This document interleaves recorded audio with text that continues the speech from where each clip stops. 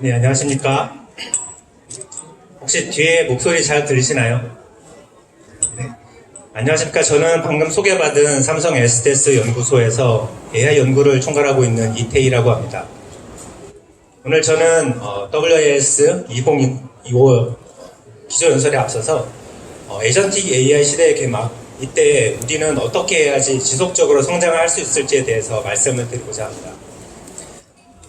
그리고 부제가 AX 시대에서 AI의 일상화인 만큼 발표를 시작하기 앞서가지고 좀 재밌게 한번 인생 네컷 사진 한번 찍어봤습니다. 요즘에 약간 유행이라고도 해서요. 보시는 것처럼 제 프로필 사진을 생성형 AI 서비스에게 업로드한 다음에 인생 네컷 사진을 재밌는 포즈로 찍어줘 라고 한번 해보니까 이렇게 4개의 사진을 그려줬는데요. 이렇게 저의 얼굴 사진으로 그리고 저의 복장하고 약간 같은 그림으로 사진을 만들어줬고, 제가 평소에는 잘 하지 않지만 보기에 굉장히 재밌어 보이는 포즈로 만들어줘서 제가 나중에 인생 내 것을 한번 찍으러 가면은 저 포즈를 한번 따라해보고자 하는 마음이 생겼습니다. 그리고 제가 꼭 한번 해보고 싶은 것 중에 하나가 오로라 여행을 가는 것인데요. 그건 역시도 한번 생성형 AI에게 오로라 여행 간 사진을 그려줘라고 해보니까 지금 보시는 것처럼 오로라 배경으로 밤에 잠바를 입고서 추워 보이는 밤하늘에 서 있는 그런 사진을 보여줬습니다.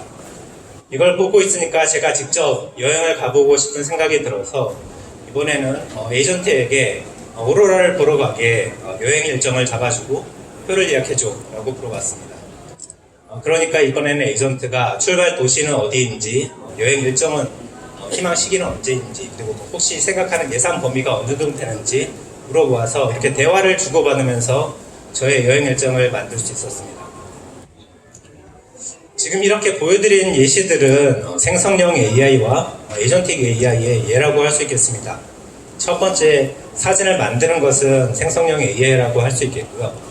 여행 예약을 하거나 계획을 세우는 이 일들은 에이전틱 AI를 활용한 것이라고 할 수 있겠습니다. 지금 저희는 제너러티브 AI에서 에이전틱 AI로 넘어가고 있는 시대에 있는 것 같습니다. 이 둘의 차이에 대해서 간략하게 말씀을 드리자면은 제너러티브 AI는 만들고 에이전틱 AI는 행동한다라고 한 문장으로 정리를 할 수 있겠습니다. 이 내용은 올해 초에 포브스에서 한 기사가 나와서 그 내용을 요약한 내용인데요. 왼쪽에 보시는 것처럼 생성형 AI는 사용자의 지시에 따라서 대량으로 사전에 학습한 지식을 토대로 새로운 컨텐츠를 생성하는 크리에이티브 파워하우스라고 정리할 수 있습니다. 그리고 에이전틱 AI는 목표 달성을 위해서 자율적으로 계획을 세우고 실행을 하고 그 결과를 파악하고 분석을 하는 그 과정을 거쳐서 최종적으로 문제를 해결하는 오토노머스 프로블렘 솔버라고 할 수 있습니다. 그리고 이러한 제너러티브 AI와 에이전틱 AI는 상호 보완적으로 동작을 하면서 문제를 해결하게 됩니다. 즉, LLM은 생성형 AI로서 에이전트의 두뇌 역할을 한다고 할 수 있습니다. 여기 보시는 것처럼 사용자가 어떤 요청을 하거나 질의를 했을 때 에이전트는 오른쪽에 있는 LLM에게 그 지시가 어떤 것인지, 그리고 자기가 가지고 있는 메모리, 기억 장치에 있는 것들을 함께 전달을 해서 이 문제를 어떻게 해결하면 되는지 추론을 하고 그 해결을 하기 위한 계획을 수립하게 됩니다. 그리고 그 계획에 따라서 API를 호출한다든지 데이터베이스를 조회하고 검색을 하는 등의 도구를 사용하는 액션을 수행하여서 최종적으로 그 결과를 사용자에게 전달하는 역할을 하게 됩니다. 이렇게 LLM은 에이전트에게 굉장히 중요한 역할을 여전히 하게 되고요. 그 과정에 있어서 저희가 많이 필요로 하는 GPU와 같은 컴퓨팅 자원을 여전히 많이 필요로 하게 됩니다. GPU를 많이 사용하는 것은 학습 단계에서부터 추론 활용 단계까지 걸쳐서 많이 필요로 하게 되고, 왼쪽에 보시는 것처럼 기존에는 생성형 AI의 거대 모델을 학습하기 위해서 모델 학습 단계에서 많은 양의 데이터로 많은 양의 GPU를 활용해서 사전 지식을 학습을 하는 프리트레이닝 단계, 그리고 사용자의 지시를 수행하고 추론을 담당하는 역할을 학습하는 사후 포스트 트레이닝 단계의 과정에서 많은 양의 GPU가 필요했습니다. 그리고 지금은 AI 에이전트 그리고 응용 단계에서도 이런 활용을 하기 위해서 이 문제를 해결하기 위해서는 어떻게 문제를 해결해야 되는지 하는 추론 과정, 이 과정에서도 굉장히 많은 GPU를 필요로 하게 되고, 그리고 이런 가능성을 바탕으로 에이전트와 응용 애플리케이션들이 실제 문제 해결을 하고 협업을 확대하는 과정에 있어서 더 많은 GPU를 활용할 것으로 예상이 됩니다. 기존에는 학습 단계에 주로 GPU 활용이 집중되었다면 앞으로는 GPU 활용 단계에 더 많은 GPU가 사용이 될 것으로 볼 수 있습니다. 그리고 이런 전망은 글로벌 GPU 회사 역시도 AI가 제너러티브 AI에서 에이전틱 AI로 그리고 더 나아가서 피지컬 AI로 넘어올 것이다 라고 하고 전망을 하고 있습니다. 더 좋은 성능을 내기 위해서 더 많은 GPU를 다양한 분야에서 활용을 하게 됩니다. 그리고 이런 변화는 GPU 회사만이 아니고 AI를 선도하는 기업들에게서도 보여지고 있습니다. 전략이 변화하고 있다고 할 수 있는데요. 기존에는 LLM을 개발하는 데 집중을 많이 했다면 지금은 이러한 회사들이 AI 에이전트를 개발하고 응용 애플리케이션을 만드는 쪽으로 방향을 전환하고 확대하고 있습니다.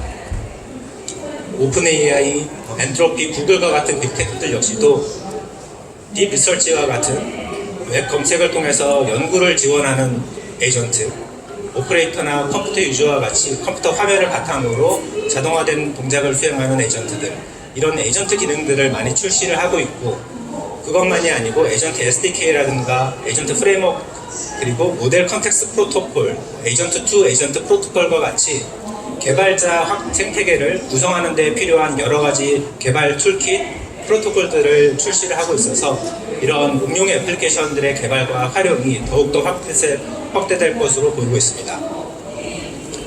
이런 전략의 변화는 크게 두 가지 요소를 들어서 정리해 드릴 수 있습니다. 첫 번째는 기술 시장이 어느 정도 포화 단계에 이르렀다 하는 것인데요. 기술이 성숙하기도 했지만 빅테크들에서 주요한 LLM들을 만들고 공개함으로써 그 모델들이 어느 정도는 보편화된 수준으로 올라오게 되었고, 그러다 보니까 새로운 모델을 만드는 데에서 차별성을 내는 것만이 아니고 그런 모델들을 어떻게 잘 활용해서 실질적인 솔루션의 성능을 높이는 것인가에 대한 차별성을 높이는 것이 더욱 차별화 전략으로 부상하게 되었습니다. 그리고 기술적인 변화만이 아니고 비즈니스적으로도 지난 수년간의 많은 전 세계적인 투자의 과정을 거쳐서 이제는 실제 AI가 어떤 가치를 만들어내느냐에 대한 질문에 대한 답으로 순수 모델 개발하는 것만이 아니고 응용 분야, 특정 도메인 분야에서 집중된 해법을 통해서 그 가치를 보여주는 쪽으로 방향이 확대되고 있습니다. 앞서 말씀드린 것만이 아니고 AI 에이전트는 굉장히 다양한 예시들을 드릴 수 있는데요. 오늘 몇 가지를 말씀을 드리면, 첫 번째로는 프리딕티브 에이전트입니다. 기존에 많이 있었던 분야이긴 하지만 시계열 데이터라든지 여러 실시간 데이터들을 분석을 해서 현재 상황이 어떻고 현재 혹시나 이상한 상황이 발생하고 있지 않은지, 앞으로는 이 추세가 어떻게 변할 것인지에 대한 예측을 하고 혹시나 조정이 필요하다거나 대응이 필요한 경우에는 자율적으로 의사결정을 통해서 그 조정을 수행하는 에이전트의 역할이라고 할 수 있습니다. 이런 에이전트는 금융 리스크를 관리한다든지 에너지 수요 예측, 그리고 운영 모니터링을 자동화하는 그런 활용을 갈 수가 있겠습니다. 또 다른 에이전트로는 많은 기업들에서 고객을 응대하실 때 콜센터를 운영하고 계시는데요. 이런 콜센터에서 고객 상담을 하는 상담사를 지원하는 에이전트가 있겠습니다. 기존에는 상담사들이 고객과 상담할 때 관련된 정보를 찾는 데 어려움을 많이 겪고 계셨고, 또한 상담사들의 숙련도에 따라서 고객의 만족도가 굉장히 차이가 많은 경험이 있었습니다. 그리고 최종적으로는 이런 상담의 내용들이 제품의, 상품의 품질을 높이는 데로 이어질 수 있는 것이 필요하다는 필요성들이 있었습니다. 이런 필요성들을 바탕으로 고객 상담하는 과정에 에이전트를 도입을 하게 되면 실시간으로 상담을 하는 과정에 답변을 추천한다든지, 상담이 끝난 이후에 상담 내용을 요약하고 FAQ 등을 작성하는 과정을 자동화함으로써 상담사의 업무를 도와주고 그 상담 내용으로부터 인사이트를 찾아내는 과정을 체계화할 수가 있겠습니다.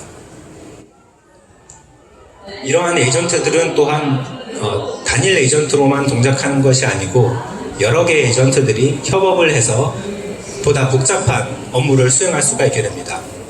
왼쪽에 보시는 것은 싱글 에이전트가 주어진 태스크를 하나에 해결하는 데 집중하는 것이라고 한다면은, 오른쪽에 보시는 것은 멀티 에이전트, 여러 개의 에이전트들이 사용자의 복합 질의에 대해서 하위 태스크들로 분할을 하고 리더 에이전트가 그것을 취합해서 최종적인 답을 주는 것이라고 할 수 있습니다.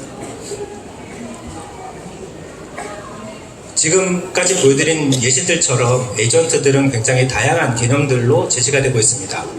사용자 대신에 태스크를 자율적으로 수행하는 자동화된 시스템, 또는 도구를 사용하는 기능을 장착한 LLM, 그리고 에이전트와 어시스턴트가 굉장히 비슷한 개념이다라고 하는 정의로부터 굉장히 긴 기간을 자동화된 업무를 수행하는 시스템과 단순히 주어져 있는 과정을 반복적으로 수행하는 에이전트들까지 굉장히 폭넓은 정의를 가지고 있습니다. 또한 이런 에이전트들이 동작하는 유형도 굉장히 다양한데요. 여기 보이시는 것처럼 몇 가지만 강조를 드리면은, 답변 평가를 검토하는 에이전트, 그리고 처음 보여드린 것처럼 특정 업무를 수행하는 태스크 수행에 집중하는 에이전트, 그리고 여러 에이전트들 간의 협업 조직 체계를 구성하는 에이전트들이 있습니다. 그리고 사용자와 에이전트들이 상호작용을 통해서 사용자가 의사결정하는 데 지원을 해주는 역할 또한 굉장히 중요한 동작 유형입니다. 그리고 이런 동작 유형을 거쳐서 에이전트가 단순히 정해져 있는 사전에 정의된 것만을 수행하는 것이 아니고 지속적으로 학습하고 개인화 과정을 거쳐서 어댑티브 에이전트로 발전하는 것 또한 매우 중요한 성격입니다. 지금까지 보여드린 것은 어떻게 보면은 에이전틱 AI가 르네상스의 시대로 개막되었다는 것을 말씀드릴 수 있습니다. 굉장히 다양한 개념으로 정의할 수 있는 에이전트들, 다양한 분야에 활용할 수 있는 에이전트들이 르네상스 시대에 여러 사회, 문화, 기술적인 분야에서 발전을 이루었던 것처럼 저희는 지금 에이전트, AI를 이용한 시대에서 기술을 중심으로 현재 가능한 것들을 넘어서는 더욱 확대되는 활용처로 넘어가고 있습니다. 르네상스 시대에 인쇄술의 발달, 무역의 발달, 상업의 발달들이 어우러졌을 때 그 가능성들이 뽑혔던 것처럼 저희는 생성형의 AI, 에이전틱 AI와 같은 기술의 발달과 함께 다양한 분야에서 활용될 수 있는 가능성들을 가지고 있고, 우리나라에서와 같이 다양한 분야에서 기술을 발전시키고 적용하고자 하는 노력들이 어우러지게 되면은 르네상스와 같이 저희가 많은 가능성들을 현실화할 수 있을 것이라고 생각합니다. 또한 이러한 상황에서 저희는 생태계가 많이 정립이 되고 변화하고 있다는 것을 봐야 하는데, 이때 우리가 도태되지 않고 계속해서 성장하게 나가기 위해서는 어떻게 해야 될지에 대해서 질문을 하고 싶습니다. 그리고 그 질문에 대한 답을 하기 위해서 저희는 현재 저희가 어떤 환경에 있는지, 어떤 부분을 개선해야 되는지에 대한 것을 찾아야 합니다. 지금 보이시는 것은 저희 회사 내에서 다양한 업무에 생성형의 AI들을 적용했을 때의 차이들을 그려준 것인데요. 왼쪽에 보이시는 것처럼 대규모의 업무를 자동화하는 그런 사례들도 있었고, 중간에 보이시는 것처럼 다양한 일반적인 업무에 코파일럿 형태로 적용하는 경우도 있었습니다. 또한 여기 오른쪽 아래에 보시는 것처럼 굉장히 다양한 시범적인 도전을 하는 경우들도 있었습니다. 이런 다양한 노력을 통해서 그 효과와 한계점들을 파악하는 과정을 거치게 되면 몇 가지 주요 개선점들이 보이게 됩니다. 우리 회사에 있는 데이터가 좋은 품질을 가지고 있는지, 시스템들이 잘 연계될 수 있는지, 업무를 적용하는 범위가 잘 정의되어 있는지, 그리고 마지막으로는 임직원들이 AI를 잘 이해하고 있는지, 이러한 개선점들을 찾을 수 있었고요. 이런 걸 바탕으로 저희는 계속해서 기능과 활용도를 높여가고 있습니다.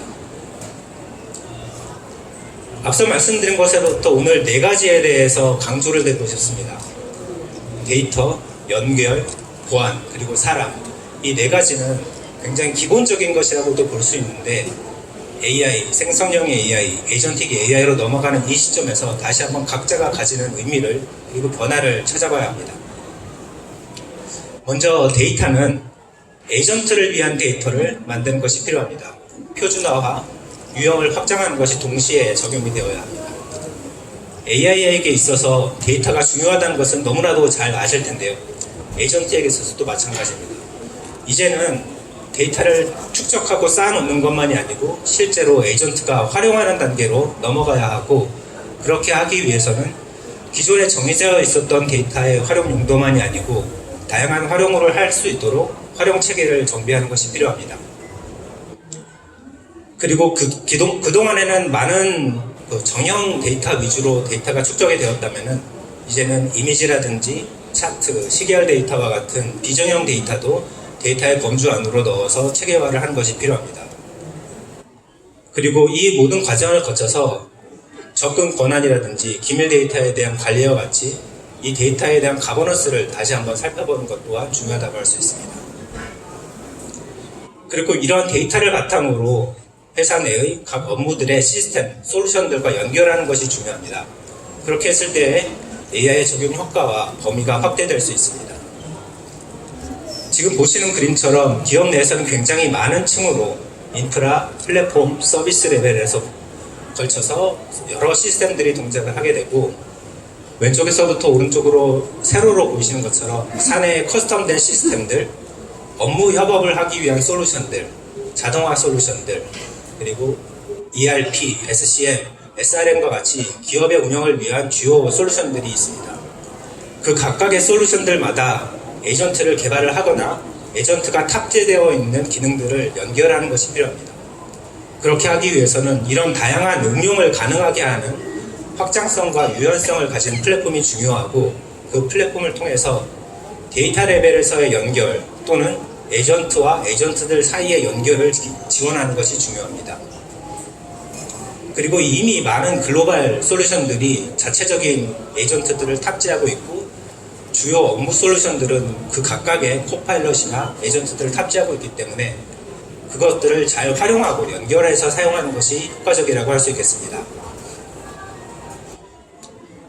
이때 꼭 하나 저희가 주의를 잃지 말아야 하는 것이 바로 보안에 대한 부분입니다. 여러 가지 데이터, 여러 솔루션들을 잘 정비해 놓고 활용할 때 이제 에이전트들은 자율적으로 그 범위를 돌아다니게 됩니다. 데이터에 접근하게 되고 실제로 그 행동을 하게 됩니다. 이런 자율성을 가진 에이전트가 안전하게 업무를 수행하는 것을 보장해 주기 위해서는 전체적인 시스템의 보안을 재점검하고 체계화하는 것이 필요합니다. 이미 많은 기업들에서 보안 솔루션들을 체계를 잘 갖춰놓고 있지만 에이전틱 AI를 도입하는 시점에 기존에는 없었던 유형의 위험 요소가 생기기도 하고, 패턴이 바뀌게 되거나 사람이 개입하거나 메모리를 관리하는 등에 있어서 새로운 보안 위험 요소가 생길 수 있기 때문에 기존에 우리가 갖추고 있는 보안 시스템이 여전히 안전하게 동작하는지를 잘 체계적으로 확보하는 것이 필요합니다. 그리고 마지막으로는 이런 모든 노력들을 지속해서 하기 위해서는 사람이 전문적인 역량을 키우는 것이 제일 중요합니다. 특히나 전문 업무를 자동화하거나 효과적으로 만들기 위해서는 사람이 그 부분에 있어서 중요한 역할을 해야 하는데, 바로 비판적인 사고 능력을 계속해서 쌓아나가야 합니다. 최근 연구 결과에 따르면 특히나 지식 업무를 담당하는 사람들이 AI를 적용했을 때 AI에 대한 신뢰도가 높은 경향을 보이게 되면 무비판적으로 주어진 답변을 그냥 수용하는 경향이 있었다고 합니다. 반면에 업무에 대한 자신감이 높은 경우에는 보다 비판적으로 전문적인 역할을 수행할 수 있게 되었습니다. 이렇게 AI에 대한 교육과 함께 자기 전문 분야에 대한 교육을 더욱 이어나가서 사람이 AI가 만들어낸 결과를 감독하고 품질을 관리하는 역할을 잘 수행하고 지속적으로 전문 업무를 수행할 수 있는 기회를 만들어 나가야 합니다. 지금까지 말씀드린 이러한 노력들은 이전에도 계속 있어 왔고 앞으로도 있을 것입니다. 디지털 트랜스포메이션, 그리고 AX, AI 트랜스포메이션으로 저희는 넘어가고 있고, 단순 업무를 반복 자동화하는 로보틱 프로세스 오토메이션에서 하이퍼 오토메이션으로 넘어가고 있습니다. 현 시점에서 저희는 제너러티브 AI에서 에이전틱 AI로 넘어가고 있고, 이 이후에 저희가 현재 드리고 있는 노력들이 앞으로의 발전으로 이어나가는 것이 중요합니다. 누렁소가 일을 잘하는가 아니면 검은소가 일을 잘하는가, 황희정 승이 한 농부에게 물었던 일하고 다들 잘 아실 것 같습니다. 원래는 누렁소가 일을 잘하지만 검은소가 일을 들으면 기분이 상할 수 있으니 조심스럽게 귓속말을 하는 농부의 자세로부터 황희정 선생이 깨달음을 얻은 그런 교훈을 주는 일화였지만, 생성형 AI 시대, 에이전틱 AI 시대에서는 이 일화가 좀 새로운 교훈을 준다고 볼 수 있습니다. 앞으로 저희는 단순히 누렁소와 검은소보다 훨씬 다양한 에이전트들을 데리고 훨씬 복잡한 일들을 하게 될 것입니다. 이때 우리는 이런 다양한 에이전트들이 제대로 일할 수 있는 환경을 만들어주고 적극적으로 활용해서 우리의 경쟁력을 높여야 합니다. 오늘 이 자리에 참석하신 모든 분들께서 각자가 하시는 기업, 업무에서 경쟁력을 높이시기 위해서 AI 기술을 적극적으로 개발하시고 도입하시고 활용하시면서 성공을 이어나가시기를 기원하면서 오늘 제 발표를 마치도록 하겠습니다. 감사합니다.